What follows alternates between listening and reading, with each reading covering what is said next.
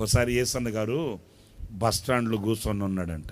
Bus స్టాండ్లో కూర్చొని ఉంటే యేసన్న గారికి బాగా తెలిసిన ఒక అతను అన్నను చూసి వచ్చాడంట. వచ్చి యేసన్న గారునే వందనాలండి, ప్రైజులాడండి, స్తోత్రాలండి, ఆ బ్రదర్ ప్రైజులాడు, చాలా కాలం మంది నేను చూసి ఇప్పుడు చెప్పే మాటేనండి. వెంటనే అన్నాడంట, యేసన్న గారండి మిమ్మల్ని చూసి చాలా రోజులైంది, మీరు కనబడితే నేను మిమ్మల్ని అడగాలని అనుకుంటున్నానండి, మీరే కనపడ్డారు.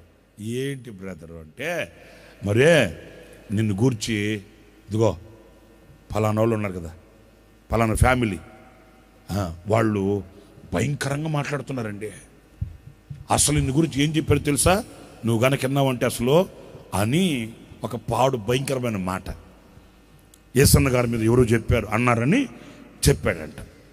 అన్న అవునా అట్లా చెప్పారా, అరే అరే అరే సరే కానీ పరిచర్య ఎలా ఉంది, ఎక్కడెక్కడ కోటలు పెట్టావు, ఏ ఏ ఊరికి వెళ్ళావు అని మాట్లాడుతుంటే ఒక 5-10 నిమిషాలు అయిన తర్వాత ఆ పాస్టర్ గారు మరలా యేసన్న గారిని అన్నాడట, యేసన్న గారు అండి ఆగండి, నేను మిమ్మల్ని గురించి పలానా కుటుంబం వాళ్ళు ఇట్లా భయంకరంగా మాట్లాడుతున్నారు అని నేను చెప్పాను కదా, మీరు ఏమి చెల్లించలేదేంటి, ఎందుకు అన్నారు వాళ్ళు అట్లా అన్నారా, నన్ను గురించి మనుషులా పశువులాళ్ళు ఎడదాం పద వాస్తవాలు తెలుసుకుందాం పద అట్లా అనాలి కదా. మరి ఏమనకుండా మౌనంగా అసలు దాని జోలికి వెళ్ళకుండా అది పట్టించుకోకుండా నువ్వు నా సేవ విషయాలు అడుగుతున్నావు ఏంటి, నీకేం బాధ అనిపించలేదా అన్నాడంట. అప్పుడు యేసన్న గారు అన్నాడట, బ్రదరు దేవుడు నాకు ఇచ్చిన సమాధానం ఎలాంటిదంటే, వెండి బంగారముల వలన కొనినది, వెండి బంగారముల వలన సంపాదించింది, వెండి బంగారముల మూలాన వచ్చింది కాదు. దేవుడు నాకు ఇచ్చిన సమాధానం ఎలాంటిది అని అంటే, నా ప్రభువు అయిన యేసుక్రీస్తు స్వయాన ఈ లోకానికి దిగివచ్చి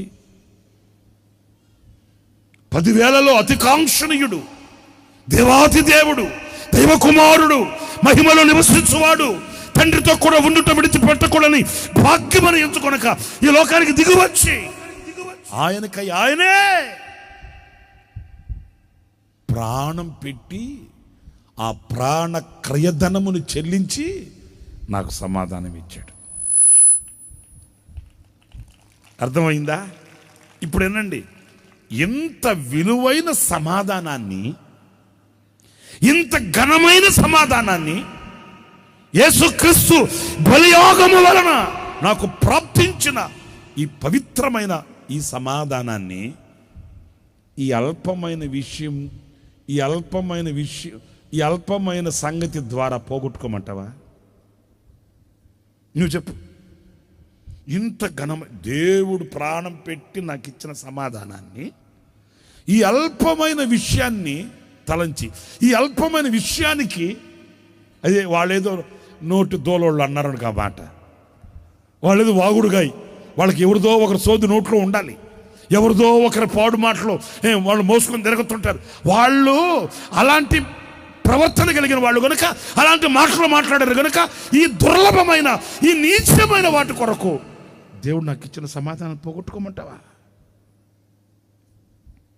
నా ప్రియులరా, ఆ పాస్టర్ గారు అట్లాగే హవాక్కైపోయి అన్నాడంట, యేసన్న గారండి, అందుకే నా దేవుడు నువ్వు ఎక్కడ అడుగు పెట్టినా, ఎక్కడికి నువ్వు వెళ్ళినా దేవుడు నీతో కూడా ఉండి దేవుడు గొప్ప కార్యాలు నీ ఎడల చేయించడానికి గల కారణం ఏంటంటే, దేవునికి నీకు నువ్వు మధ్య ఉన్న ఆ సమాధాన బంధం. ఏ బంధం? ఎప్పుడు ఆ దేవునితో ఉన్న ఆ సమాధాన బంధం. ఎక్కడికి వెళ్ళినా, ఎక్కడ నిలిచినా దేవుడు ఆయనతో కూడా నిలిచి ఆయన చేసిన ప్రతి దానిని సఫలం చేసి ఆశీర్వదించడానికి గల కారణం. ఒక్క మాట నన్ను చూడండి, ఈ రోజున మీరు చేస్తున్నది ఫలించకపోవడానికి, మీరు చేస్తున్నది రాణించలేకపోవడానికి, మీరు నిలిచిన చోట సంతృప్తిగా నిమ్మలంగా నెమ్మదిగా ఉండలేకపోవడానికి గల కారణం ఈ సమాధానాన్ని నువ్వు పోగొట్టుకొని. ఈ స్థితి నీకు మంచిది చెప్పండి, మంచిది కాదండి. ఈ దేవునితో సమాధానకరమైన స్థితి ఉందే, ఈ స్థితి కలిగిన వాడు ధన్యుడు. ఎందుకంటే ఎప్పుడు దేవునితో సమాధానం కలిగి ఉన్నప్పుడు, ఆయనతో మనం ఆ బంధం కలిగి ఉన్నప్పుడు, ఎక్కడ నిలిచినా, నడి వీధిలో నిలిచినా, లేకపోతే నడి సముద్రంలో నిలిచినా, లేకపోతే ఎండిన ఎడారిలో నీవు నిలిచినా, కలవరమేమీ లేకుండా సంతోషంగా నీ జీవితం సుఖమయం అవుతుంది. హల్లెలూయా చెప్పండి, హల్లెలూయా.